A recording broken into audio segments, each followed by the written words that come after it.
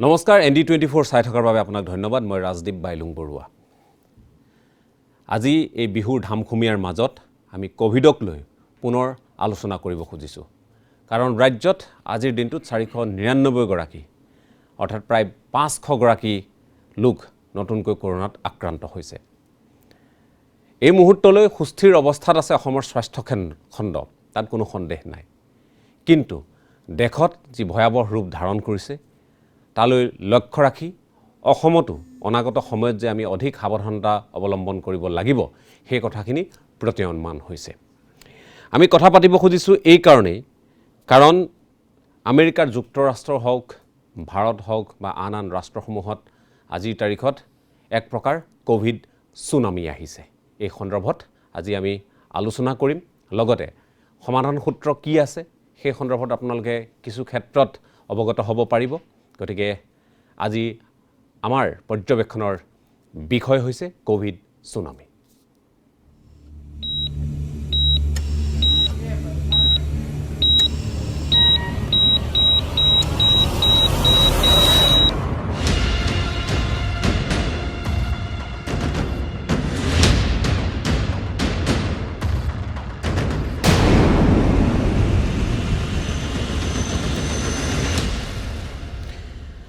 আজিলৈ সমগ্ৰ দেশত আমি যদি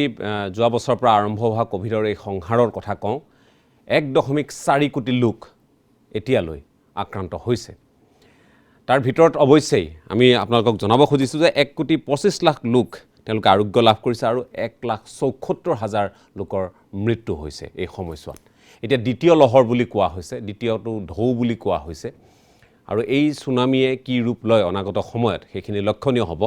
আমি নতুন দিল্লীৰ এটা তথ্য সামান্য এটা তথ্য আপোনালোকক দি ল'ব খুজিছো নতুন দিল্লীত বা দিল্লীত আজিৰ তাৰিখত 16,483 খন চিকিৎসালয়ৰ বিছনা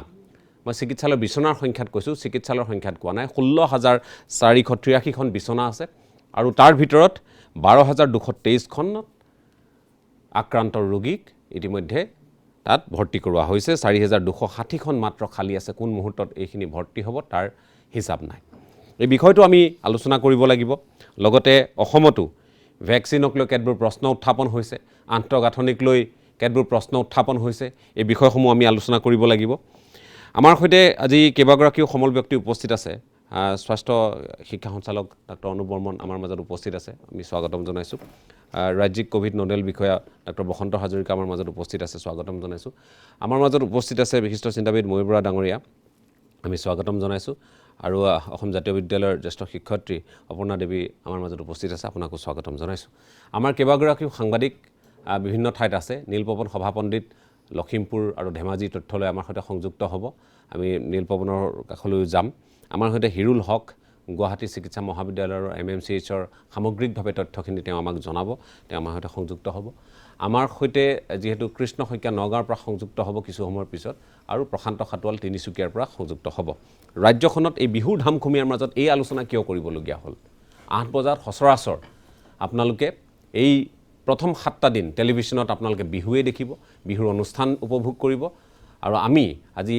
হঠাৎ এই সিদ্ধান্ত কিয় ল'বলগীয়া হ'ল কিয় পাতিবলগীয়া হৈছে কথাখিনি ডক্টৰ অনুপ বৰ্মন আছে মই তেখেতৰ পৰা আৰম্ভ কৰিব খুজিছো মই প্ৰথমটো প্ৰশ্ন পোনপটীয়া প্ৰশ্ন অসমত যদি দ্বিতীয় লহৰে এটা যদি ভয়াৱহ ৰূপ ধাৰণ কৰে আমি সকলোৱে আশা কৰিছো তেনে নহওক কিন্তু যদি দ্বিতীয় লহৰে ভয়াৱহ ৰূপ ধাৰণ কৰে আমাৰ আন্তঃগাঁথনি কিমান মজবুত আমি কিমান খাজু প্ৰথমতে মই ND24 সমূহ দৰ্শকক মই মোৰ ৰাঙলী বিহুৰ আন্তৰিক শুভেচ্ছা জ্ঞাপন কৰিছোঁ আৰু এই কোভিড সম্পৰ্কীয় আলোচনাত মই আপোনালোকক আমন্ত্ৰণ জনাইছোঁ আপোনাৰ প্ৰশ্নৰ পোনপটীয়া প্ৰশ্নৰ উত্তৰ দিবলৈ হ'লে যে এই মুহূৰ্তত যেটো দেখিছোঁ যে দ্বিতীয় লহৰটো হয় আপোনাৰ কোৱাৰ দৰে মই একমত যে দ্বিতীয় লহৰটো আমি দেখিব পাই আছোঁ কাৰণ ভাৰতবৰ্ষৰ বাকী কেইখন ৰাজ্যত যি ধৰণে আগবাঢ়িছে অসমতো এতিয়া আজি প্ৰায় 15 দিনৰ পৰা আমি দেখিছোঁ কেছৰ সংখ্যা লাহে লাহে বাঢ়িব লৈছে গতিকে আমিও এটা অনুমান কৰিছোঁ হয়তো দ্বিতীয় লহৰটো আহিব এই মুহূৰ্তত যদি আপুনি সুধে আমি কেনেকৈ সাজু হৈ আছোঁ আমি সম্পূৰ্ণৰূপে সাজু আমি আমাৰ চিকিৎসালয়সমূহৰ যিবিলাক বেড আছে কোভিড চিকিৎসা কৰিবৰ কাৰণে আমি অলৰেডি ইনষ্ট্ৰাকশন দিছোঁ সকলো মেডিকেল কলেজে হওক বা ডিস্ট্ৰিক্ট হস্পিটালসমূহক এলাৰ্ট কৰি দিছোঁ যাতে সষ্টম হৈ থাকে সকলো চিকিৎসকৰ পৰা নাৰ্ছিঙৰ পৰা ক্লিনাৰৰ পৰা সকলো ৰেডি হৈ থাকে আৰু এই মুহূৰ্তত আমি কোনো অসুবিধা অনুভৱ কৰা নাই কিন্তু কেছ যেহেতু বাঢ়িব লৈছে আমি পিছলৈ হয়তো চিন্তা কৰিব লাগিব আকৌ ক'ৰবাত কিবা বেডৰ সংখ্যা বঢ়াব লগা হয় নেকি বা আইচু বা তেনেকৈ অক্সিজেন বেডৰ সংখ্যা বঢ়াব লগা হয় নেকি কিন্তু এই মুহূৰ্তত আমি কোনো আমাৰ শংকা নাই যে আমি সেইখিনি মোকাবিলা কৰিব পাৰিম এতিয়া যিটো পৰিৱেশ সেইখিনি এতিয়াও নিয়ন্ত্ৰণৰ অধীনত আছে একেবাৰে আজি ডেটত আমাৰ নিয়ন্ত্ৰণৰ অধীনত আছে আমি দেখি আছোঁ আমি নিয়ন্ত্ৰণ কৰি আছোঁ ইভেন কাৰণ বেছিভাগ কেছ দেখা গৈছে বৃহত্তৰ গুৱাহাটী মহানগৰ যিটো বৃহত্তৰ গুৱাহাটীত বেছি সংখ্যক কেছ দেখা গৈছে প্ৰতিদিনে আপুনি দেখিছে আপোনাৰ ষ্টেটিষ্টিক্সত আৰু আমাৰ গুৱাহাটীতে যথেষ্ট সংখ্যক বেড আছে এতিয়াও গতিকে আমি এতিয়াও মেডিকেল কলেজসমূহতে দেখিছোঁ আমি কোনো মেক্সিভ হস্পিটেললৈ শিফ্ট কৰিব লগা অৱস্থা হোৱা নাই এতিয়াও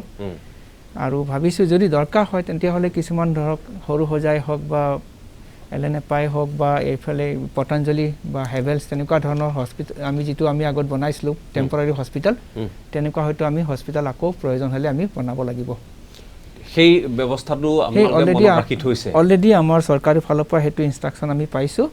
সেইটো কাৰণে আমি যিখিনি আন্তঃগাঁথনিৰ কাৰণে যিখিনি দৰকাৰী কাম আমি অলৰেডি আৰম্ভ কৰি দিছোঁ কাৰণ যোৱাবাৰ খানাপাৰা সৰু সজাইকে আদি কৰি বিভিন্ন ঠাইত এই ধৰণৰ ব্যৱস্থাখিনি কৰা হৈছিল এইটো মেক্সিভ হস্পিটেল যিটো অলৰেডি আমি তাৰ আন্তঃগাঁথনিৰ কাৰণে অলৰেডি আমাৰ কাম আৰম্ভ হৈছে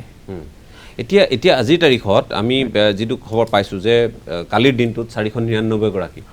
আৰু বাঢ়ি আছে ক্ৰমাৎ বাঢ়ি আছে গুৱাহাটী মহানগৰী আটাইতকৈ এই মুহূৰ্তত যদি আমি কওঁ গুৱাহাটী মহানগৰীক লৈ চিন্তা আছে জনসমাগম বেছি হয় বিভিন্ন ঠাইৰ পৰা লোক আহে আৰু বিশেষকৈ আপোনালোকে এটা ব্যৱস্থা কৰিছে যে বিশেষভাৱে গুৱাহাটী বিমানবন্দৰ লোকপ্ৰিয় গোপীনাথ বৰদলৈ আন্তৰ্জাতিক বিমানবন্দৰ আৰু ৰেলৱে ষ্টেচনত আমি গম পাইছোঁ আজি কিছু মুহূৰ্তৰ পূৰ্বে 14 গৰাকী ৰেলৱে ষ্টেচনত 9 গৰাকী গুৱাহাটী বিমানবন্দৰত ধৰা পৰিছে গতিকে তেওঁলোকৰ কাৰণে নিশ্চয় যিখিনি বিধি নিৰ্দেশনা আছে সেইখিনি মতেই কাম হৈছে কিন্তু আমি আন পথেদিও বহু লোক আহিব পাৰে বিভিন্ন ঠাইৰ পৰা আহি আছে নিজৰ ব্যক্তিগত বাহনেৰেও আজিকালি একেবাৰে চমু ইখন ৰাজ্যৰ পৰা সিখন ৰাজ্য ভ্ৰমণ কৰিব পাৰি এই ব্যৱস্থাখিনি ক'ত কেনেধৰণে আপোনালোকে কৰিছে এই ব্যৱস্থা কৰা হৈছে আমাৰ যেটো প্ৰথম কথা হৈছে আমাৰ বেছিভাগ এতিয়া যিটো আমি দেখা পাই যে বেছিভাগ হৈছে এয়াৰপৰ্টৰ ডিটেকশ্যন হৈছে আৰু ৰেল ষ্টেচনত কিন্তু আমাৰ আপোনাৰ ৰাস্তাৰে কিছুমান মানুহ আহি আছে আৰু সেইখিনি স্ক্ৰিনিঙৰ কাৰণে অলৰেডি ইনষ্ট্ৰাকশ্যন দিয়া হৈছে যিবিলাক আমাৰ ইণ্টাৰনেশ্যনেল বা ইণ্টাৰষ্টেট যিবিলাক চেক গেট আছে তাতেও আমাৰ স্ক্ৰিনিঙৰ ব্যৱস্থা এতিয়া কৰিব লাগিব আমি তেনেকৈ যিখিনি মানে পৰ্ট আছে আপোনাৰ তেনেকুৱা ধৰণৰ গতিকে স্ক্ৰিনিং চবফালে আমাৰ আৰম্ভ কৰা হৈছে কিন্তু বেছিকৈ দেখা গৈছে যে এইটো এয়াৰপৰ্টৰ থ্ৰুদি বেছি হৈছে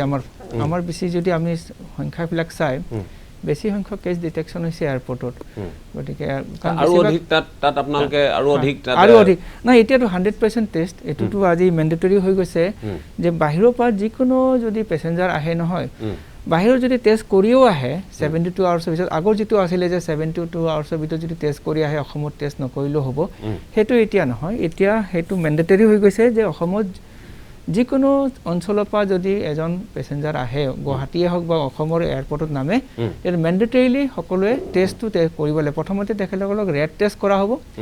ৰেড যদি পজিটিভ হয় তেখেতসকলকতো সেইমতে চিকিৎসা দিয়া হ'ব যে হোম আইচলেশ্যনে হওক বা ইনষ্টিটিউচনেল আইচলেশ্যন হওক আৰু যদি ৰেড যদি নিগেটিভ হয় তেখেতসকলে RT-PCR মেণ্ডেটৰিলি RT-PCR টেষ্ট কৰাব লাগিব আৰু সেইটো এতিয়া পেইড কৰা হৈছে 500 rupees কেপিং কৰা হৈছে 500 rupeesত সকলোৱে এইটো টেষ্ট কৰাব লাগিব ঠিক আছে মই ডক্টৰ বসন্ত হাজৰিকা আপোনাৰ কাষলৈ আহিছোঁ আমি দেখিছোঁ যে যোৱা বছৰ যেতিয়া কোভিডৰ এই সংহাৰটো আৰম্ভ হৈছিল যেতিয়া ভাৰতবৰ্ষৰ অন্যান্য ৰাজ্যত যেতিয়া এই সংহাৰ আৰম্ভ হৈছিল অসমত কিছু পলমকৈ প্ৰায় 1.5-2 মাহৰ পিছৰ পৰাহে ইয়াৰ প্ৰভাৱটো ভয়াৱহ ৰূপত আমি দেখিবলৈ পাইছিলোঁ অৰ্থাৎ আমি প্ৰায় বিভিন্ন কাৰণত আমি 2 মাহমান আমি পিছুৱাই আছোঁ এতিয়াও ভাৰতৰ অন্য ৰাজ্যত ক'ৰবাত 17,000 ক'ৰবাত 18,000 যি হাৰত এটা দিনত 24 ঘণ্টাত ধৰা পৰিছে কোভিড আক্ৰান্তৰ সংখ্যা অসমত এতিয়ালৈ 500ৰ সীমাৰ ভিতৰতে আছে টেষ্টটো যথেষ্ট পৰিমাণে নিশ্চয় কৰা হৈছে এতিয়া কথা হ'ল যে আমি এতিয়া এই কথাখিনিক লৈ কেৱল আমি আত্মতুষ্টি ল'ব পাৰোঁ জানো আমি ভাবিব পাৰোঁ নেকি যে এইখিনি নহয় ঠিকে আছে আমাৰ পৰিসংখ্যান সেই কথাখিনি যদি মনত পেলাওঁ কিন্তু আমাৰ কাৰণেও চিন্তাৰ নিশ্চয় কাৰণ আছে কথাটো হ'ল কি আমি আগৰ যোৱা বছৰৰ যদি ট্ৰেণ্ডটো চাওঁ উহানত যেতিয়া হৈছে উহানৰ 2 মাহৰ পিছত আমাৰ কেৰালাত হৈছে কেৰালাৰ পৰা দিল্লীত আহিছে দিল্লী 2 মাহৰ পিছতহে আমাৰ অসমত বস্তুটো বিয়পি পৰিছে এতিয়া সেইটো ট্ৰেণ্ডত যদি চাওঁ যদি এতিয়া দিল্লীত খুব ফুল চুইঙত চলি আছে জুন জুলাই ডেফিনেটলি আমাৰ ইয়াত হোৱাৰ চান্সটো খুব বেছি আছে আশংকাটো আছেই আৰু যিহেতু খুব হাইলি স্প্ৰেড হোৱা এটা বেমাৰ এনে ডেফিনেটলি এইটো চান্সটো আছে আৰু কিছুমান কথা আহিছে মানে এইবিলাক ইমান সঁচা নাজানো যে এতিয়া মিউটেশ্যন কিছুমান হৈছে আৰু যিবিলাক মিউটেশ্যন হৈছে সেই মিউটেশ্যনবিলাক খুব নতুন যিবিলাক মিউটেশ্যন হৈছে সেইবিলাক খুব বেছিকৈ মানে সংক্ৰামক আগৰটোতকৈ বেছিকৈ সংক্ৰামক বুলি ধাৰণা কৰা হৈছে আৰু তাৰ ডিজিজ চেঞ্জবিলাকো অলপ চেঞ্জ হৈছে ধৰি লওক চাইন চিমটমবিলাক যিটো আছিলে আগত ধৰি লওক পানী লগা জ্বৰ কাহ বা তোমাৰ গোন্ধ নোপোৱা টেষ্ট নোপোৱা এইবিলাক কিছুমান আমাৰ কমন হেৰি আছিলে কিন্তু আজিকালি সেই বস্তু কিবা চেঞ্জ হৈছে চেঞ্জ মই সেই কথাটোৱে আপোনাৰ ওচৰলৈ আহিম বুলি ভাবিছিলোঁ যে আপুনি কথাখিনি কৈয়ে দিলে যেতিয়া যে এতিয়া যিসকল ৰোগী আছে যিসকল আক্ৰান্ত হৈ ক'ভিড পজিটিভ হৈ আপোনালোকৰ চিকিৎসালয়ত গুৱাহাটী চিকিৎসা মহাবিদ্যালয় বা আন চিকিৎসা মহাবিদ্যালয় বা চিকিৎসালয়সমূহত আছে তেওঁলোকৰ লক্ষণ আপোনাৰ ব্যক্তিভেদে কেনেধৰণৰ দেখিছে আপোনালোকে নাই এতিয়া কাহ জ্বৰটোতো কমন হয় তাৰ উপৰি মই যিকেইটা ক'লোঁ যে টেষ্টটো নোপোৱা বা হেৰি গোন্ধ নোপোৱা তাৰ উপৰি বডি এক হয় আৰু ভৰি হাত ভৰিবিলাক জিনজিনাই খুব হেডেক হয় আগতে হেডেক আৰু হাত ভৰি জিনজিন এনেকুৱা কিছুমান নাছিলে আগৰ যিটো মানে আমি যোৱা বছৰ যিটো ট্ৰেণ্ড দেখিছিলোঁ যোৱা বছৰ অকল পানী লগা জ্বৰ আৰু লাষ্টত উশাহ নিশাহৰ কষ্ট এটা শেষত আহে আৰু এটা লক্ষ্য কৰিছিলোঁ যে আগত আমাৰ এল্ডাৰলি পেচেণ্টবিলাকৰ বেছি হৈছিলে এতিয়া মানে সেইটো অলপ চেঞ্জ হৈছে এতিয়া য়ং জেনেৰেশ্যনৰ মানে হেৰিটো অলপ বেছি হৈছে কোনটো বয়সৰ 18 to 35 years আৰু মৰ্টেলিটি আমি একজেক্টলি ক'ব নোৱাৰোঁ কিন্তু য়ঙত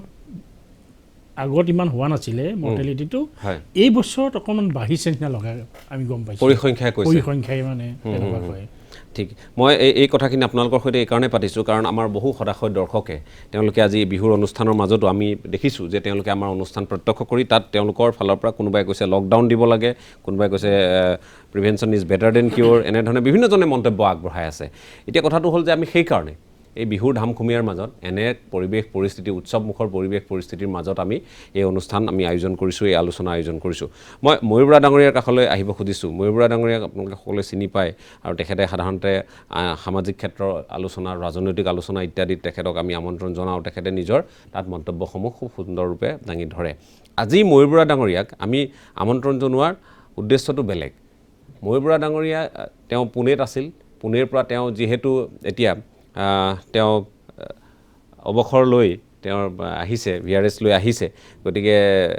তাৰ পিছত আমি গম পালোঁ যে তেখেতো আক্ৰান্ত হৈছিল বিভিন্ন ধৰণৰ কথা বতৰাৰ মাজত গতিকে পুনেত আটাইতকৈ বেছি ভয়াৱহ ৰূপত ক'ভিডৰ সংক্ৰমণ আমি দেখিবলৈ পাইছিলোঁ আৰু তেখেতে যথেষ্টখিনি সাৱধানতা লোৱাৰ পিছতো তেখেত আক্ৰান্ত হৈছিল আপুনি মই সেই কথাখিনি অভিজ্ঞতাটো আপোনাৰ পৰা জানিব খুজিছোঁ যে আজিৰ দিনটোত আপুনি ঠিক VRS লোৱাৰ আগে আগে আপুনি আক্ৰান্ত হৈছিল আপুনি লক্ষণসমূহ কেনে আছিল আৰু আপুনি সাৱধানতা লোৱা নাছিল নেকি কাৰ্যালয়লৈ যাওঁতে এই ব্যৱস্থাখিনি যিখিনি সচৰাচৰ আমি সকলোৱে পালন কৰোঁ সচেতন ব্যক্তি হিচাপে আপোনাৰ ক্ষেত্ৰত কিয় হ'বলৈ পালে কাৰণ বহু লোকে এই ধৰণৰ প্ৰতিৰোধমূলক ব্যৱস্থা লোৱাৰ পিছতো হয় কিন্তু আপুনি যিহেতু যথেষ্ট নিজৰ ক্ষেত্ৰত সজাগ কেনেকৈ হ'বলৈ পালে বা সেই অভিজ্ঞতাখিনি যদি অকণমান কয় মই ক'ব বিচাৰিছোঁ প্ৰথম কথা মোৰ যিটো স্বেচ্ছামূলক অৱসৰ আৰু মোৰ যিটো অসুখ মাৰ্চ মাহৰ শেষত হৈছিলে দুইটাৰ মাজত কোনো সম্পৰ্ক নাই স্বেচ্ছামূলক অৱসৰৰ কথাটো মই আগতে ভাবিছিলোঁ কিন্তু মই অহাৰ সময়ত মই 31 মাৰ্চত মোৰ চাকৰি শেষ হ'ব লগা আছিলে যদিও মোৰ 10-11 বছৰ চাকৰি আছিলে মোৰ এইটো ব্যক্তিগত সিদ্ধান্ত কিন্তু তাৰ আগতে মই যেতিয়া পজিটিভ হ'লোঁ আৰু পুনেত যিহেতু মই অকলে থাকোঁ মোৰ পৰিয়াল গুৱাহাটীত থাকে সাংঘাতিক সকলোৰে চিন্তা হৈছিল আৰু আপুনি যিটো কথা কৈছে মই সজাগ সতৰ্ক আৰু মই যিটো ৰাষ্ট্ৰীয় অনুষ্ঠানত কাম কৰিছিলোঁ সেই অনুষ্ঠানৰ প্ৰতিজন মানুহে যেতিয়া কাৰ্যালয়লৈ যায় তেওঁ কিন্তু ফেচ মাস্ক পিন্ধি যাব লাগিব সদায় তেওঁ টেম্পাৰেচাৰ স্কেনিং হয় আৰু মই নিজে সদায় অকলে আছিলোঁ কাৰণেই আৰু কিছু কথা জানিছিলোঁ আৰু ভয় খাওঁ মানে ভয় মানে উদ্বিগ্নতা মই ঠিক অমূলক এটা শংকা বুলি নকওঁ সেইবাবে মই N95 মাস্ক বা অন্যান্য মাস্কে মই বেছি সময়ত পৰিধান কৰিছিলোঁ কিন্তু সেইখিনি কৰাৰ পিছতো 13 মাৰ্চৰ পিছবেলা সেইদিনা শনিবাৰ আমাৰ অফিচ বন্ধ মই শুই উঠোঁতে অকণমান জ্বৰৰ নিচিনা পালোঁ 98-99 আছে মই লগে লগে পৰিবাৰক কৈছোঁ এইবাৰ কিন্তু জ্বৰৰ টাইপটো বেলেগ মোক সাংঘাতিক দুৰ্বল হোৱা নাছিলোঁ মোৰ লক্ষণ আছিল কেৱল দুটা জ্বৰ আৰু অকণমান ড্ৰাই কাফ কিন্তু জ্বৰৰ লক্ষণটোত মই বুজি পাইছোঁ যে এনেকুৱা জ্বৰ কিন্তু মোৰ আগতে কেতিয়াও হোৱা নাই কোনো অলপো মই দুৰ্বল হোৱা নাই মই যেতিয়া সোমবাৰে 15 তাৰিখে টেষ্ট কৰিলোঁ তেতিয়া পজিটিভ আহিলে অহাৰ পিছত মানে একেবাৰে চমুৱাই সেই মোৰ কথাটো মই আনিব বিচৰা নাই মই এইটো কথা ক'ব বিচাৰিছোঁ যে ভূপেন হাজৰিকাই কৈছিল বহাগক অসমীয়াৰ আয়ুস ৰেখা কিন্তু সেই সময়ত মই প্ৰতিজন অসমীয়া মানুহক যিহেতু আপোনালোকৰ এইটো অসমীয়া চেনেল সমগ্ৰ মানৱ জাতিৰ কাৰণে এই কথাটো প্ৰাসংগিক আৰু প্ৰযোজ্য মই আজি আহ্বান জনাব খোজোঁ যে অসমীয়াৰ আয়ুস ৰেখা কিন্তু এই আমি চকুৰে মনিব নোৱাৰা বীজাণুটোক আৰু কিন্তু আয়ুসটো ছুটি কৰিবলৈ নিদিব মোৰ বিনম্ৰ অনুৰোধ এইটো ৰাইজ সজাগ আৰু সতৰ্ক হওক সজাগ সতৰ্ক হোৱাৰ পিছতো কোনোবাই হয়তো হাঁহি পেলাই ক'ব ময়ূৰ বৰাই দেখোন সজাগ সতৰ্ক হৈ আছিল তেওঁৰো হ'ল হৈছে এনেকুৱা মানুহৰো হৈছে কিন্তু সজাগ সতৰ্ক হৈ থাকিলে মই ভাবোঁ এই বিভীষিকাময় আপুনি সংহাৰৰ যিটো কথা কৈছিলে এই গোটেই কথাটোৰ পৰা আপুনি পৰিত্ৰাণ পাব পাৰে পুনেত মই যেতিয়া সেইদিনা ৰুবি হল হস্পিটেল এখন গোটেই ভাৰতৰ ভিতৰতে এখন নাম কৰা হস্পিটেল আৰু মই যি জেগাত থাকোঁ সেইখিনি আছিলে পুনে 1 একদম পছ এৰিয়া বুলি কয় বোট ক্লাব ৰোড সেই এৰিয়াটোতো এনেকুৱা ধৰণৰ সংহাৰ হৈছিলে তাত বিচনাত কোনো তেতিয়া ইমান সংহাৰী লোক লোৱাই নাই কোনো ধৰণৰ আপোনাৰ বিচনা পাবলৈ দিগদাৰ আৰু মাইল্ড চিমটম থকা পেচেণ্টক তেওঁলোকে বিচনা নিদিয়ে গভৰ্ণমেণ্টৰ পিনৰ পৰাই চৰকাৰৰ পিনৰ পৰাই তেনেকুৱা নিৰ্দেশনা জাৰি কৰিছিল মই এটা কথা কওঁ মোৰ কিছুমান চিনাকিৰ বাবেই হওক মোৰ কাৰ্যালয় পিনৰ পৰা এইটো কথা কৈছিল যদি আপোনাক লাগে আমাৰ ডক্টৰো আছে আপোনাক আমি হস্পিটেলাইজ কৰিম আৰু এজন মানুহৰ নাম কিন্তু মই ইয়াত ক'ব লাগিব আপোনাৰ জনপ্ৰিয় অনুষ্ঠানটোৰ মাজত অসমৰ আৰক্ষী সঞ্চালক প্ৰধান ভাস্কৰ জ্যোতি মহন্ত তেখেতে গম পায় যে মোৰ কেনেবাকৈ কোভিড হোৱা বুলি তেওঁ পুনেৰ পুলিচ কমিশ্যনাৰৰ লগত যোগাযোগ কৰিলে আৰু তাৰ এজন এডিশ্যনেল কমিশ্যনাৰে প্ৰায়বোৰ সময়তে প্ৰথম 7 দিনমান মোৰ লগত যোগাযোগত আছিলে যাতে কিবা মোৰ অসুবিধা হ'লে তেওঁ যাতে মোক হস্পিটেলাইজ কৰিব পাৰে কিন্তু ভগৱানৰ কৃপাত তেনেকুৱা এটা নহ'ল আৰু মই অনুষ্ঠানটোৰ যোগেদি আচলতে ভাস্কৰ দাক আহি মই লগেই পোৱা নাই মই তেওঁক কৃতজ্ঞতাও জনাইছোঁ কিন্তু মই ক'ব বিচৰা কথাটো হ'ল সজাগ সতৰ্ক হৈ নাথাকিলে কিন্তু বিপদ আছে আৰু এই যিটো কথা আমাৰ হাজৰিকা ডাঙৰীয়াই ক'লে বা বৰ্মন ডাঙৰীয়াইও কৈছে যে জুন জুলাই মাহত আহিব পাৰে যোৱাবাৰো দেৰিকৈ আহিছিল মহাৰাষ্ট্ৰত যোৱাবাৰ ধৰি লওক 30-40 হাজাৰ হয় এতিয়া 60,000 70,000কে হৈ আছে গতিকে সেই পৰিস্থিতি যাতে আমি অসমত নেদেখোঁ কাৰণ কিবা এটা ধৰি লওক এবাৰ সেই সংহাৰী ৰূপটোৱে আমাৰ কঁকাল ভঙাৰ পিছত অকণমান টনকিয়াল হৈ আহিছিল তাৰ মাজত নিৰ্বাচন আহিল নিৰ্বাচনটো আহিবই গণতন্ত্ৰত কিন্তু তাৰ পিছত যদি আকৌ এই বীজাণুটোক আমি সংহাৰী ৰূপ ল'বলৈ দিওঁ তেতিয়াহ'লে এই ৰাজ্যখনৰ দেশৰ সমগ্ৰ মানৱ জাতিৰ ক্ষতি হ'ব আৰু সেইবাবেই মই এটা কথাই কওঁ অসমৰ ৰাইজক মানুহে কিন্তু এতিয়া অকণমান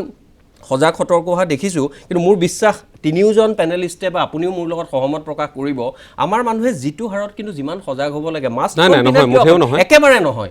সেইটো কাৰণে আৰু আপুনি অকল আপোনাক ক্ষতি কৰা নাই আপোনাৰ লগৰ বহু মানুহক সমাজখনকো ক্ষতি কৰিছে গতিকে মোৰ শেষত বিনম্ৰ অনুৰোধ প্ৰাৰম্ভিক বক্তব্যৰ সময়ত যে আপোনালোক সতৰ্ক হওক আৰু মাস্কখন আপোনালোকে পিন্ধক আৰু বাকীখিনি চিকিৎসকসকলে আৰু ভালদৰে আমি কথা পাতি আছোঁ আৰু কেইবাটাও বিষয় আছে যিহেতু কথা আমি পাতিব লাগিব নিৰ্বাচনত উপেক্ষা কৰা হ'ল এই গোটেই SOP বা প্ৰট'কল ইত্যাদিক উপেক্ষা কৰা হ'ল এইটো কাৰো দ্বিমত নাই সকলোৱে সমালোচনা কৰিছে ৰাজনীতিকসকল ইয়াৰ বাবে দায়ী আৰু সংশ্লিষ্ট কৰ্তৃপক্ষ ইয়াৰ বাবে সমানে দায়ী ৰাজনীতিকসকলক তেওঁলোকে প্ৰট'কল মানি চলিবলৈ SOP মানি চলিবলৈ তেওঁলোকে বাধ্য কৰিব নোৱাৰাটো এটা ডাঙৰ বিফলতা প্ৰথম কথা দ্বিতীয় কথাটো হ'ল যে এতিয়া শিক্ষানুষ্ঠানসমূহ আকৌ আৰম্ভ হৈছে এতিয়া তেওঁলোকে নামভৰ্তি প্ৰক্ৰিয়াও চলিছে বহু ঠাইত আৰু শ্ৰেণীসমূহ আৰম্ভও হৈছে প্ৰায় 7-8 তাৰিখমানৰ পৰা তাৰ পূৰ্বৰ পৰা কিছু স্কুলত বা তেওঁলোকে শিক্ষানুষ্ঠানত আৰম্ভ হৈছে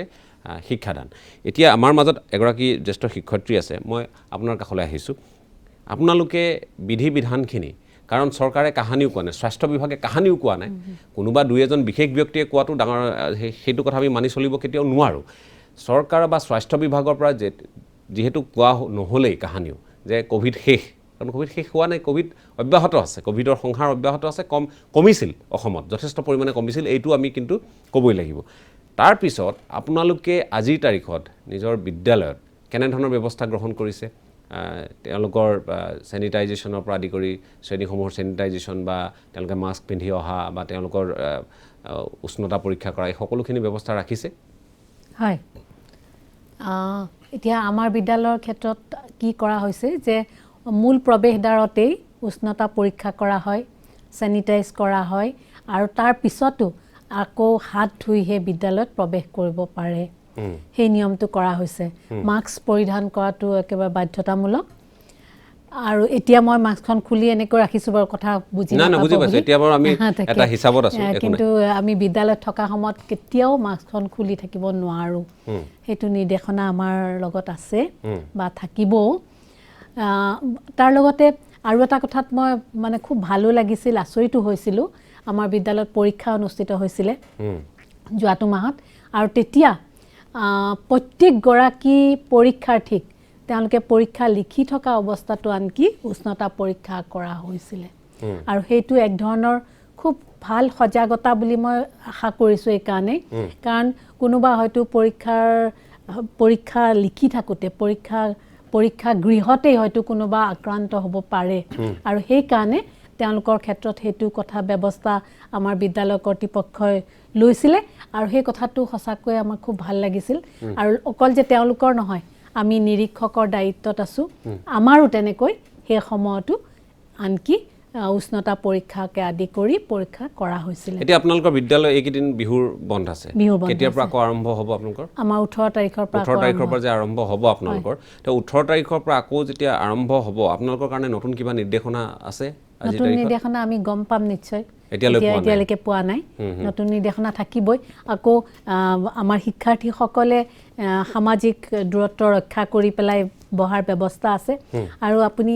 দেখিলে আচৰিত হ'ব একদম কণ শিশুসকলেও তেওঁলোকে মানে যেন বহুত দূৰত থাকে বুজি পাইছে যেন তেওঁলোকে যে এইটো এটা কিবা খুব ডাঙৰ কথা সেইকাৰণে তেওঁলোকে সামাজিক দূৰত্ব ৰক্ষা কৰি চলি আছে বা সামাজিক দূৰত্ব ৰক্ষা কৰাৰ ক্ষেত্ৰত তেওঁলোকক সামাজিক আৰু শাৰীৰিক দূৰত্ব ৰক্ষা কৰাৰ ক্ষেত্ৰত তেওঁলোককো আমি সজাগ হোৱা দেখিছোঁ আচলতে ঘৰৰ পৰাও চাগে অকণমান তেনেকুৱা ধৰণে সজাগ কৰি ৰাখিছে আৰু লগতে বিদ্যালয়ৰ সমগ্ৰ পৰিৱেশটোৱে তেওঁলোকক সেইটো কথাৰ ক্ষেত্ৰত তেওঁলোকক বাধ্য কৰাইছে তেওঁলোকে সামাজিক দূৰত্ব ৰক্ষা কৰি পেলাই বহিছে শ্ৰেণীকোট পাঠ গ্ৰহণ কৰিছে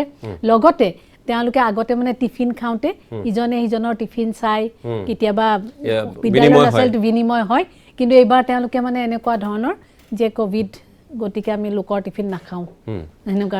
ভাল তেওঁলোকৰ মাজত সজাগতা আহিছে আৰু প্ৰত্যেকখন বিদ্যালয়ৰ ছাত্ৰ ছাত্ৰীয়ে যাতে এইখিনি সজাগতা পালন কৰে অৱলম্বন কৰে আৰু লগতে তেওঁলোকৰ শিক্ষক শিক্ষয়িত্ৰী আৰু অভিভাৱক ভূমিকা আছে আপোনালোকৰ বিদ্যালয়খন যিহেতু এখন আদৰ্শ বিদ্যালয় আৰু এই বিদ্যালয়খনে যিখিনি আদৰ্শ প্ৰতিষ্ঠা কৰে অসমৰ সৰ্বজন বিদিত গতিকে আপোনালোকে সেইখিনি সংস্কাৰ দিছে সেইখিনি তেওঁলোকক শিকাইছে কিন্তু বাকী বিদ্যালয়সমূহতো আমি নাভাবোঁ যে তেওঁলোকে ব্যতিক্ৰম কৰিছে তেওঁলোকেও আপোনালোকৰ ধৰণেই ভালকৈ ছাত্ৰ ছাত্ৰীসকলৰ যত্ন লৈছে তেওঁলোকৰ মনত এই সজাগতাখিনি অনাৰ প্ৰয়াস কৰিছে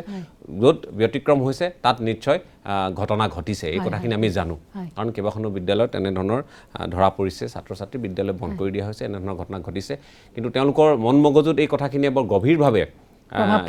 প্ৰভাৱ পেলায় আৰু তেওঁলোকে বিদ্যালয়লৈ যাবলৈ নোপোৱাটো কি ধৰণৰ এক মানসিক নিৰ্যাতন তেওঁলোকৰ ওপৰত হয় সেইখিনি সেই বয়সৰ ছাত্ৰ ছাত্ৰীসকলেহে বুজি পায় যি কি নহওক আমাৰ এগৰাকী সাংবাদিক আমাৰ সৈতে সংযুক্ত হৈছে গুৱাহাটী চিকিৎসা মহাবিদ্যালয়ৰ পৰা হিৰুল হক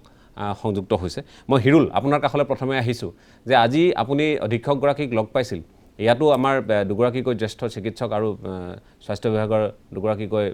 দায়িত্বশীল বিষয়া আছে এতিয়া কথা হ'ল যে আপুনি তাত বৰ্তমান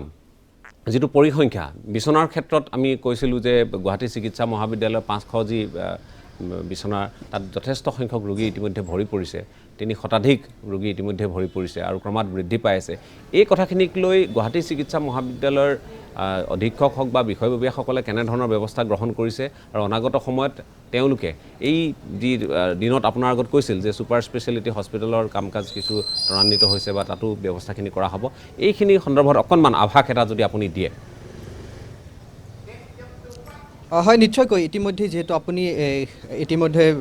ব্যক্ত কৰিছে কেনেধৰণৰ পৰিস্থিতি হৈছে অসমত আৰু গুৱাহাটীতো অনুৰূপ ধৰণে কোভিড সংখ্যা বৃদ্ধি পাবলৈ ধৰিছে আৰু আমি কিছু সময় আগতে যিগৰাকী অধীক্ষক অভিজিত শৰ্মা তেখেতৰ লগত কথা পাতিছিলোঁ যে কেনেধৰণৰ ব্যৱস্থা কৰা হৈছে গুৱাহাটী চিকিৎসা মহাবিদ্যালয়ত ইতিমধ্যে প্ৰায় 319 গৰাকী ৰোগী ইয়াতে চিকিৎসাধীন অৱস্থাত আছে আৰু যিহেতু 500 ৰোগীৰ ইয়াতে ব্যৱস্থা কৰা হৈছে গুৱাহাটী চিকিৎসা মহাবিদ্যালয় তাৰ উপৰিও ইয়াতে আন এখন কোভিড হস্পিটেল ইতিমধ্যে সাজু কৰি তোলা হৈছে যদি প্ৰয়োজন হয় প্ৰয়োজন সাপেক্ষে সেই হস্পিটেলখনতো ৰোগীসকলক থকাৰ ব্যৱস্থা কৰিব তাৰ উপৰি কালাপাহাৰত যিখন কোভিড হস্পিটেল আছে সেই হস্পিটেলতো প্ৰায় আচলতে তাত চিকিৎসাধীন হৈ আছে কোভিড ৰোগী প্ৰায় সম্পূৰ্ণ হোৱাৰ দিশে তাত 10 গৰাকী লোক আচলতে বৰ্তমান থ'ব পৰা অৱস্থাত আছে বুলি ইতিমধ্যে জনাইছে তাৰ উপৰি মহেন্দ্ৰ মোহন চৌধুৰী হস্পিটেল তাৰ উপৰি সোণাৰাম সোণাপুৰত যিখন কোভিড হস্পিটেল আছে সেই হস্পিটেলো ইতিমধ্যেই সম্পূৰ্ণ হোৱা বুলি অধীক্ষকগৰাকীয়ে জানিবলৈ দিছে কিন্তু তাৰ বিপৰীতে যিকেইখন নতুনকৈ আচলতে ব্যৱস্থা গ্ৰহণ কৰিছে যে নতুনকৈ পতঞ্জলি হওক বা যিখন গুৱাহাটী চিকিৎসা মহাবিদ্যালয়ত আন এখন যিখন বিশেষ কোভিড হস্পিটেলৰ সাজু কৰি তোলা হৈছে সেইকেইখন এতিয়া যথেষ্ট পৰিমাণে আচলতে সাজু কৰি তোলা হৈছে আৰু প্ৰয়োজন সাপেক্ষে যদি কোভিড ৰোগীৰ সংখ্যা বৃদ্ধি হয় তেতিয়াহ'লে সেইকেইখনতো থকাৰ ব্যৱস্থা কৰা হ'ব কিন্তু বৰ্তমান গুৱাহাটী চিকিৎসা মহাবিদ্যালয়ত প্ৰায় 200 শতাধিক বিচনা ইতিমধ্যেই খালী হোৱা বুলিও তেখেতে জানিবলৈ দিছে বৰ্তমান যিহেতু ইয়াতে 319 গৰাকী ৰোগী চিকিৎসাধীন অৱস্থাত আছে আৰু বাকীখিনি খালী হৈ আছে আৰু সেইখিনি আজিও যথেষ্ট পৰিমাণৰ লোকৰ পৰীক্ষা কৰা হৈছিলে আৰু পৰীক্ষা কৰা হোৱাৰ পিছতেই বহুকেইগৰাকী ৰোগীক ইতিমধ্যে ডিচাৰ্জ দিয়া হোৱা বুলিও জনাইছে কিন্তু যিটো আনুষ্ঠানিকভাৱে তথ্য সেই তথ্য এতিয়ালৈকে সদৰি কৰা নাই স্বাস্থ্য বিভাগে কিন্তু যেতিয়া আচলতে স্বাস্থ্য বিভাগে তথ্য প্ৰকাশ কৰিব তেতিয়া গম পোৱা যাব যে অসমৰ শেহতীয়া পৰিস্থিতি কেনেধৰণৰ বা গুৱাহাটীত আজিৰ দিনটোত কিমানগৰাকী ৰোগী আক্ৰান্ত হৈছে কৰোনাত কিন্তু এই মুহূৰ্তত গুৰুত্বপূৰ্ণ এই কথাটোৱে যে গুৱাহাটী চিকিৎসা মহাবিদ্যালয়ত 319 গৰাকী ৰোগী চিকিৎসাধীন হৈ আছে তাৰ বিপৰীতে যথেষ্ট সংখ্যক বিচনা আচলতে খালী হৈ থকা বুলিও অধীক্ষকগৰাকীয়ে জানিবলৈ দিছে তাৰ সমান্তৰালভাৱে যিকেইখন আচলতে কোভিড হস্পিটেল গুৱাহাটী চিকিৎসা মহাবিদ্যালয়ত সাজু কৰি তোলা হৈছে তাৰ উপৰি পতঞ্জলি আছে তাৰ উপৰি আয়ুৰ্বেদিকো সাজু কৰি তোলা হৈছে প্ৰয়োজন সাপেক্ষে আচলতে সেইসমূহ ব্যৱহাৰ কৰা হ'ব বুলি অধীক্ষকগৰাকীয়ে জানিবলৈ দিছে ধন্যবাদ হিৰুল ধন্যবাদ জনাইছোঁ আপোনাক এইখিনি সময় দিয়াৰ কাৰণে আৰু লগতে শেহতীয়া কিছু তথ্য আমাক অৱগত কৰোৱাৰ কাৰণে কিন্তু আমাৰ কাষতে যিহেতু আমাৰ মাজত উপস্থিত আছে স্বাস্থ্য শিক্ষা সঞ্চালক উপস্থিত আছে কিন্তু মই আপোনাৰ কাষলৈ আহিব খুজিছোঁ এই প্ৰশ্ন কিছুমান উত্থাপন হৈছে এতিয়া কথা হ'ল যে আজি কেইবাগৰাকী ৰাজ্যৰ বৰেণ্য ব্যক্তি দুই এগৰাকী আমি তেওঁলোকে ফেচবুক বা সামাজিক মাধ্যমত তেওঁলোকে এটা কথা লিখিছে যে তেওঁলোকে স্বাস্থ্যমন্ত্ৰীৰ কথা অনুসৰি তেওঁলোকে ভেকচিনৰ কোনো অভাৱ ঘটা নাই বুলি তেওঁলোকে দ্বিতীয় ড'জৰ ভেকচিন ল'বলৈ গ'ল আৰু তেওঁলোক তাতে বিমুখ হ'বলগীয়া হ'ল ভেকচিনৰ অভাৱ ঘটিছে নেকি কাৰণ অন্ধ্ৰপ্ৰদেশ উৰিষ্যা এই ৰাজ্যসমূহত ভেকচিনৰ যথেষ্ট অভাৱ ঘটিছে তেওঁলোকে প্ৰধানমন্ত্ৰীৰ কাৰ্যালয় পৰ্যন্ত তেওঁলোকে পত্ৰ প্ৰেৰণ কৰিছে এতিয়া ভেকচিনৰ প্ৰথমটো আমি যিমান দূৰ অৱগত ভেকচিনৰ প্ৰথমটো ড'জ আৰু দ্বিতীয়টো ড'জৰ মাজত এই দুটা ড'জৰ মাজত আমাৰ 14 দিনৰ এটা ব্যৱধান 4 উইকছৰ 14 দিনৰ ব্যৱধান নহয় 28 ডেজ 28 দিন ঠিক আছে ক্ষমা কৰিব 28 দিন ঠিকে আছিল 28 দিনৰ যদি ব্যৱধান হয় কিন্তু 28 দিনৰ ভিতৰত কিন্তু তেওঁলোকে ল'ব পৰা নাই এনেধৰণৰ এটা অভিযোগ উত্থাপন হৈছে ভেকচিন নাই আৰু বহু লোকে সাধাৰণ লোকে ভেকচিন ল'বলৈ সক্ষম হোৱা নাই এনেধৰণৰ কথা বতৰাবোৰ চলি আছে ভেকচিন দৰাচলতে আমি যথেষ্ট পৰিমাণে আমাৰ হাতত আছেনে অসম চৰকাৰৰ হাতত আছেনে বা স্বাস্থ্য বিভাগৰ হাতত এই বিষয়ে মই জাষ্ট এটা কথা কৈছোঁ যে হয় কিছুদিন আগতে কিছু অকণ ভেকচিনৰ অকণ এটা আমাৰ মাজত শ্বৰ্টেজ এটা দেখা দিছিলে কিন্তু এতিয়া যোৱাকালিৰ পৰা মোৰ তথ্য অনুযায়ী যে 2 লাখতকৈ অধিক কোভিচিল্ড আমাৰ হাতত মজুত আছে আৰু কোভেক্সিনো 1 লাখতকৈ অধিক আমাৰ হাতত মজুত আছে গতিকে আমি এটলিষ্ট যিসকলে অলৰেডি এটা ফাৰ্ষ্ট ড'জ লৈছে তেওঁলোকৰ দ্বিতীয় ড'জটো দিব পৰাকৈ এতিয়া আমাৰ হাতত মজুত আছে দিব পৰা যাব আৰু দিব পৰা এইটো 4 উইকছ হয় কেতিয়াবা যদি অকণ দেৰিও হয় 4 to 6 উইকছ হ'লে ডাজন্ট মেটাৰ আমি দিব পৰা যায় গতিকে এইটো মই ভাবোঁ যে দিব পৰা যাম আমি ওচৰৰ স্বাস্থ্য ভেকচিনৰ কাৰণে কোনো সমস্যা নাই এই মুহূৰ্তত আমি দেখা নাই আৰু নতুন বেটছৰ আমাৰ এইটো অলৰেডি ভেকচিনৰ কাৰণে আহি আছে নতুন বেটছৰ ৰেজিষ্ট্ৰেচন এটা প্ৰক্ৰিয়া পঞ্জীয়নৰ এটা প্ৰক্ৰিয়া এটা আছে এইটো কিমান আপোনাৰ হাতত এনেই এই মুহূৰ্তত আমি জনাব পাৰোঁ নোৱাৰিম কিমান ৰেজিষ্টাৰ্ড আছে মানে ফৰ ভেকচিনেশ্যন কিন্তু যিসকলে ভেকচিন অলৰেডি ফাৰ্ষ্ট ড'জটো লৈছে ছেকেণ্ড ড'জটোৰ কাৰণে মই ভাবোঁ আৰু ৰখিব নালাগে হয়তো আমি অতি সোনকালে আমি দিব পাৰিম ছেকেণ্ড ড'জটো আৰু অকণ দেৰি হ'লে ধৰক 4 to 6 উইকছ হ'লে কোনো বিশেষ অসুবিধা নহয় ল'ব পাৰে কিছুমানেতো 6 উইকছলৈ প্ৰিফাৰ কৰে 6 to 8 উইকছলৈকে কৈছে আজি কোভিচিল্ডটো 6 to 8 উইকছৰ ভিতৰত ল'ব লাগে কিন্তু অলপ দেৰিকৈ ল'লে বেছি ভাল বুলিহে কয় আৰু যিটো কোভাক্সিনটো 4 উইকছত ল'ব লাগে 4 উইকছত কিন্তু কোনোবা লোক যদি আক্ৰান্ত হৈছে আৰু আক্ৰান্ত হোৱাৰ পিছত তেওঁ যদি আকৌ ভেকচিন এতিয়া যদি ল'ব খোজে এতিয়া ময়ূৰবৰা ডাঙৰীয়াই যি আক্ৰান্ত হোৱাৰ কিছুদিন হ'ল আক্ৰান্ত হ'লে আমি ভেকচিন নিদিওঁ আৰু এতিয়া লগে লগে তেওঁ ৰিকভাৰী কৰাৰ 4 উইকছৰ পিছত আমি দৰকাৰ হ'লে আমি ভেকচিনটো আকৌ ষ্টাৰ্ট কৰিব পাৰিম 28 দিনৰ পিছত তেখেতৰ যেতিয়া তেওঁৰ হাতত তেওঁৰ লগত এক্টিভ ডিজিজটো থাকে তেতিয়া আমি ভেকচিনেট নকৰোঁ তেতিয়া কৰা কোনো অৰ্থ নাই এতিয়া তেখেত আৰোগ্য হ'ল তেখেত আৰোগ্য 28 দিনৰ আৰু পিছত 28 দিনৰ পিছত তেখেতে নিগেটিভ হোৱাৰ 28 28 দিনৰ দিনৰ পিছত আমি তেখেতক ভেকচিনেট কৰিব পাৰিম আৰু প্ৰাইভেট যিসমূহ চিকিৎসালয় আছে ব্যক্তিগত খণ্ডৰ যিসমূহ চিকিৎসালয় আছে তাত সাধাৰণ তাতো নিশ্চয় উপলব্ধ কোনোবাই যদি ইচ্ছা কৰে নাই উপলব্ধ হৈ আছিলে এইটো কৰা হৈছিলে এইটো দি আছিলে এতিয়া হয়তো অলপ প্ৰাইভেটতো অলপ শ্বৰ্টফল আছে কিজানি সেইটো কিছু দিনৰ ভিতৰতে এইটো ঠিক হৈ যাব হয়তো আৰু 2 সপ্তাহ 3 সপ্তাহ ভিতৰতে এটা কথা কওক যে মই প্ৰথমে তেখেতক সুধিছিলোঁ মই আকৌ তেখেতৰ কাষলৈ আহিম বসন্ত হাজৰিকা ডাঙৰীয়া যে আপুনি কৈছে যে লক্ষণ ব্যক্তিভেদে বেলেগ হৈছে এইটো ঠিক কিন্তু এতিয়া যিসকল লোক আছে ICUত হওক বা য'ত তেওঁলোক আছে ভৰ্তি হৈ বা আন চিকিৎসালয়ৰ বিচনাত তেওঁলোকৰ যিটো আমি যোৱাবাৰৰ যিটো আমি মন কৰিছিলোঁ যে সাংঘাতিক ধৰণৰ কিছু তেওঁলোকৰ জটিলতা সৃষ্টি হৈছিল শাৰীৰিক জটিলতাৰ যথেষ্ট পৰিমাণে বৃদ্ধি পাইছিল আজিৰ তাৰিখত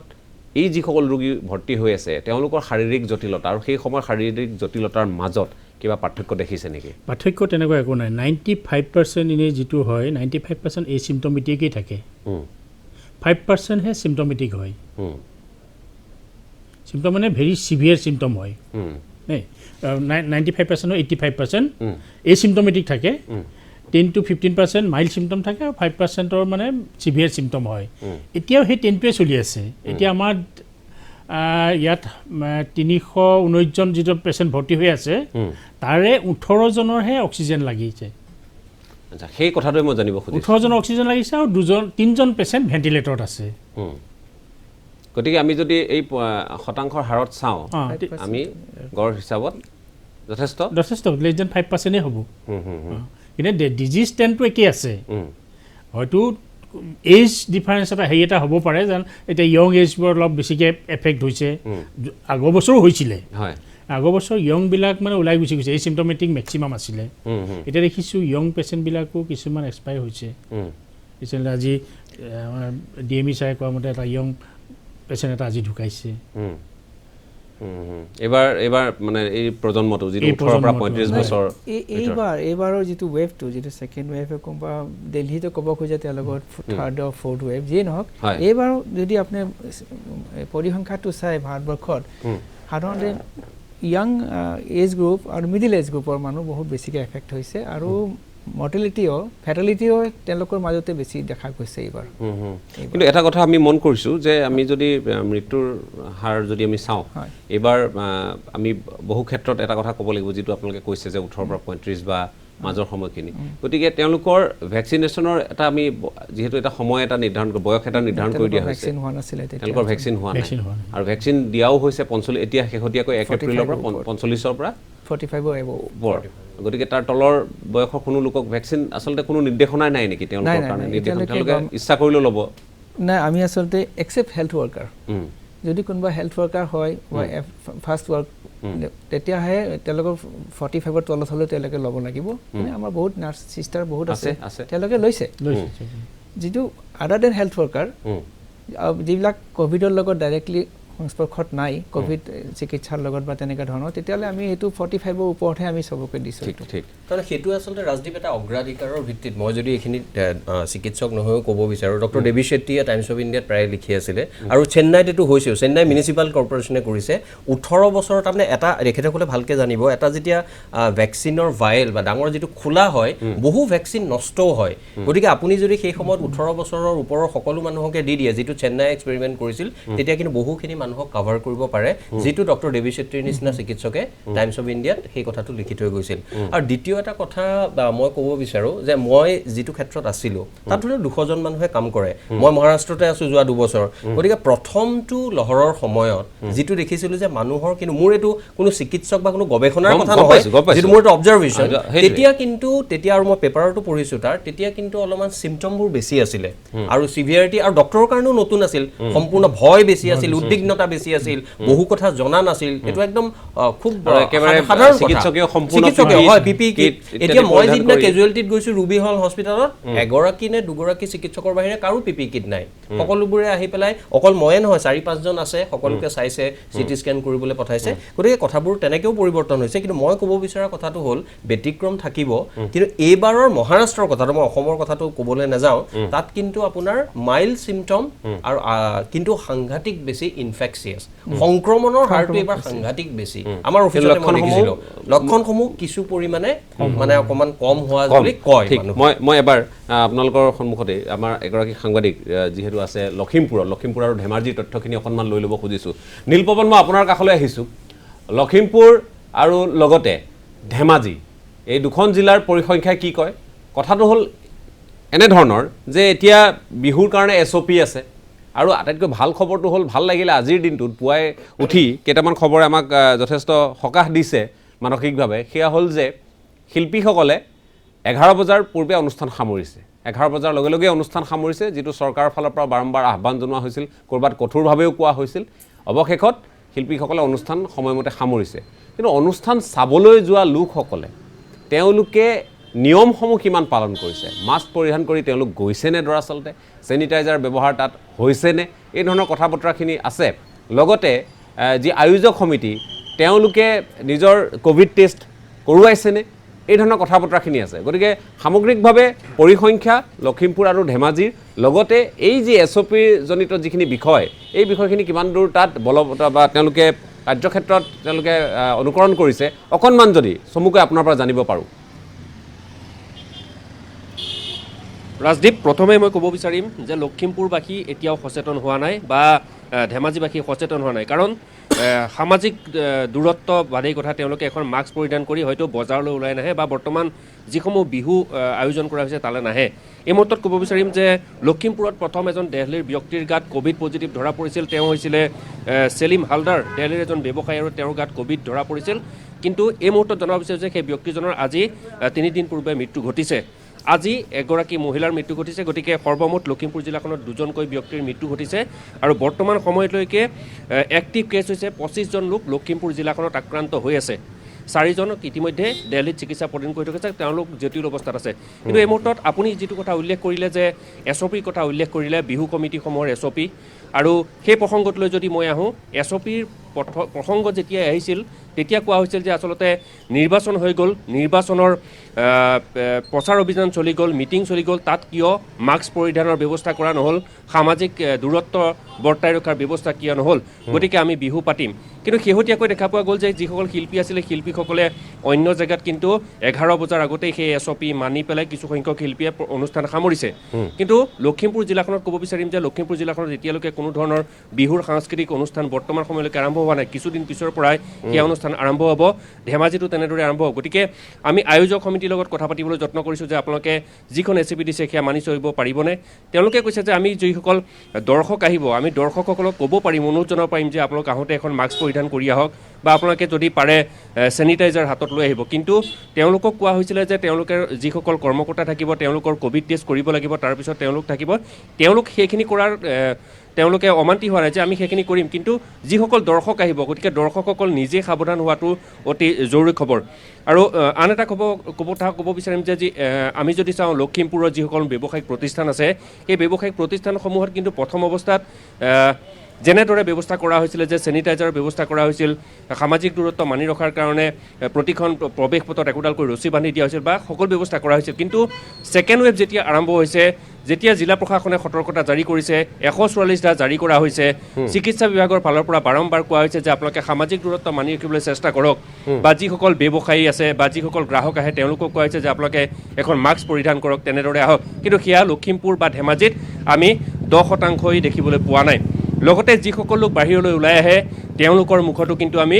10% লোকৰ মুখতে একোখনকৈ মাস্ক দেখিবলৈ পাওঁ গতিকে এয়া অতি ভয়ংকৰ কথা আৰু চিকিৎসা যি আমাৰ লখিমপুৰ জিলা প্ৰশাসন আছে বা ধেমাজি জিলা প্ৰশাসন আছে তেওঁলোকে হয় ধন্যবাদ জনাইছোঁ তেওঁলোকে ইতিমধ্যে ব্যৱস্থা গ্ৰহণ কৰিছে যে ৰেল ষ্টেচনত তেওঁলোকে হয় মই আকৌ আহিম আপোনাৰ কাষলৈ আকৌ এবাৰ আহিম মই চেষ্টা কৰিম যাতে আপোনাৰ কাষলৈ আৰু অকণমান সময়ৰ কাৰণে আহিব পাৰোঁ এতিয়া কথা হৈছে আপোনালোকে নীতি নিৰ্দেশনাখিনি জাৰি কৰিছে প্ৰশাসনৰ ফালৰ পৰা কোৱা হৈছে আৰু ঠাই বিশেষে মাস্ক পৰিধান নকৰিলে 1000 টকাৰ জৰিমনা ইত্যাদিৰ কথাও কোৱা হ'ল কাম দিয়া নাই কথাবোৰে কাম দিয়া নাই গতিকে এই দেহাটো আপোনাৰ নিজৰ সমাজখন আপোনাৰ নিজৰ পৰিয়ালটো নিজৰ গতিকে এই চিন্তাখিনি কিয় আপোনালোকে নকৰে আমি যথেষ্ট উদ্বিগ্নতা প্ৰকাশ কৰিছোঁ এগৰাকী আমাৰ সতীৰ্থ সাংবাদিকে এই কথাখিনি লখিমপুৰ আৰু ধেমাজি জিলাৰ বিষয়ে ক'লে লখিমপুৰ ধেমাজিয়ে নহয় বোধ কৰোঁ বহু জিলাত এই ধৰণৰ পৰিৱেশ এতিয়াও যদি আপোনালোকে বিহুৰ অনুষ্ঠানসমূহ ভাল ধৰণে ৰেকৰ্ডিংসমূহ চাই অনুষ্ঠানত উপস্থিত লোকৰ সংখ্যা যদি আপোনালোকে মন কৰে সেই লোকসকলৰ মাজত যথেষ্ট কম সংখ্যক লোকেহে মাস্ক ইত্যাদি পৰিধান কৰিছে গতিকে এই বীজাণু যে সংক্ৰমণ আৰু নহ'ব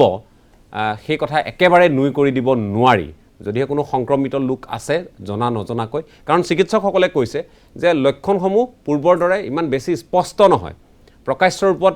দেখা দিয়া নাই গতিকে মজলীয়া লক্ষণৰে কোনোবা এগৰাকী ব্যক্তিয়ে সাধাৰণ পানী লগা জ্বৰ হৈছে বুলি সেই অনুষ্ঠানৰ মাজত যদি থাকে তাৰ পিছৰ পৰিৱেশটো কি হ'ব পাৰে আপোনালোকে নিজে অনুমান কৰি লওক আমি এই বিষয়ে আৰু অলপ কথা পাতিম আমি শিৱসাগৰলৈ অকণমান সময়ৰ কাৰণে যাবলৈ চেষ্টা কৰিম আমাৰ মাজত যিহেতু ইয়াত কেইবাগৰাকীও আলোচক আছে আমি তেওঁলোকৰ সৈতে আলোচনা কৰিম কিন্তু তাৰ পূৰ্বে যিহেতু এটা বিৰতিৰ সময় হৈছে আমি প্ৰথমে এটা বিৰতি লৈ লৈছোঁ বিৰতিৰ পিছত আমি শিৱসাগৰলৈ যাম আমি নগাঁৱলৈ যাবলৈ চেষ্টা কৰিম কিন্তু নগাঁৱত ধুমুহা বৰষুণৰ তাণ্ডৱ বুলি গম পাইছোঁ আমি এই মুহূৰ্তত গতিকে চেষ্টা কৰিম নগাঁৱলৈ যাবলৈ বা লখিমপুৰলৈ আকৌ এবাৰ যাবলৈ যত্ন কৰিম তাৰ পূৰ্বে এটা বিৰতি লৈ লৈছোঁ